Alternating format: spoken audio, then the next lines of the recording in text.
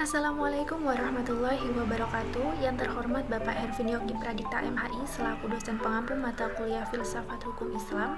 Di sini saya Nur Aini dengan NPM 2021020212 dari Program Studi Hukum Tata Negara kelas A Fakultas Syariah Universitas Islam Negeri Raden Intan Lampung akan membahas mengenai bangunan hukum Islam di Indonesia yang materinya akan kita simak pada video berikut ini.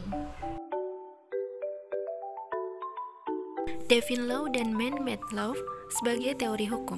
Hukum Islam dikategorikan sebagai Divine Law karena aturan-aturan yang ada di dalamnya dibuat langsung oleh Tuhan untuk mengatur kehidupan manusia di dunia. Bila kita perhatikan pengertian tersebut, betul-betul menempatkan hukum Islam sebagai entitas yang murni bersifat top-down dan melepaskan aspek-aspek historis sosiologisnya. Sebagaimana yang dapat kita pahami pula dari kutipan di bawah ini, konsep hukum menurut usul fikih pada dasarnya terletak di atas pandangan bahwa hukum itu bersifat keagamaan. Sejak periode paling awal sejarah Islam, hukum telah dipandang sebagai keluar dan merupakan bagian dari syariah. Adapun syariah sebagaimana telah dijelaskan adalah pola tingkah laku manusia yang diatur oleh Allah Subhanahu wa taala. Konsep hukum seperti itu sejalan dengan pandangan bahwa hukum itu harus bersumber langsung atau tidak langsung dari wahyu Tuhan, yaitu Al-Quran dan penjelasannya dari Nabi Muhammad SAW yang disebut sunnah.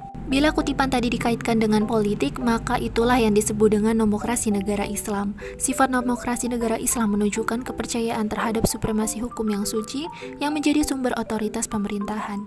Peraturan suci seperti secara inheren memiliki karakter supranatural dan yang luar biasa, atau supranatural and extraordinary karakter.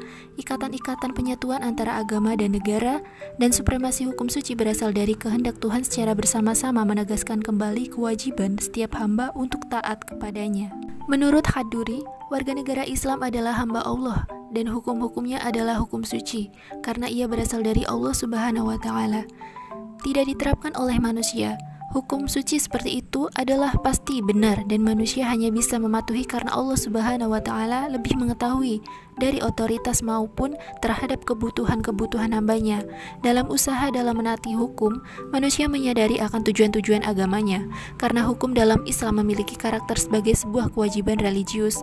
Pada waktu yang sama, ia juga memberikan dukungan politik bagi agama Islam. Pada kenyataannya, hukum Islam merupakan perintah Tuhan dan karenanya bersifat mengikat sebagai sebuah cita-cita agama yang berbeda dengan hukum buatan manusia atau man-made law, dan dianggap sebagai fenomena sosial yang tunduk pada kebutuhan manusia dan nilai-nilai.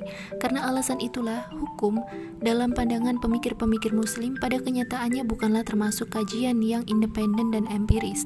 Sebagai implikasi dari kedua faktor tersebut, yakni sifatnya sucinya dan ikatannya yang kuat dengan tradisi-tradisi lama, hukum Islam berkembang menjadi sebuah hukum yang statis, yang bisa dianggap menjadi penghalang bagi terjadinya perubahan. Pembangunan hukum di Indonesia. Dalam rangka membangun sistem hukum nasional, pemerintah menerapkan kebijaksanaan untuk memanfaatkan 3 sistem yang eksis atau living law di Indonesia, yaitu sistem hukum adat, Islam, dan Barat atau Belanda sebagai bahan bakunya. Ketiga sistem hukum sangat berkontribusi dalam pembangunan hukum nasional. Tatanan hukum nasional Indonesia harus mengandung ciri-ciri, yakni yang pertama, berwawasan kebangsaan dan berwawasan Nusantara. Yang kedua, mampu mengakomodasi kesadaran hukum kelompok etnis, kedaerahan, dan keyakinan agama. Yang ketiga, sejauh mungkin berbentuk tertulis dan terunifikasi.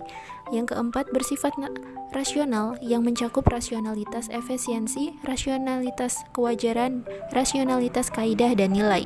Yang kelima, responsif terhadap perkembangan aspirasi dan ekspektasi masyarakat. Perkembangan hukum Islam Indonesia, sarana dan prasarana. Berdasarkan penjelasan tadi, tampak sekali dalam hal penetapan kebijakan hukum di Indonesia, pemerintah telah menjadikan hukum Islam sebagai bagian dari hukum nasional.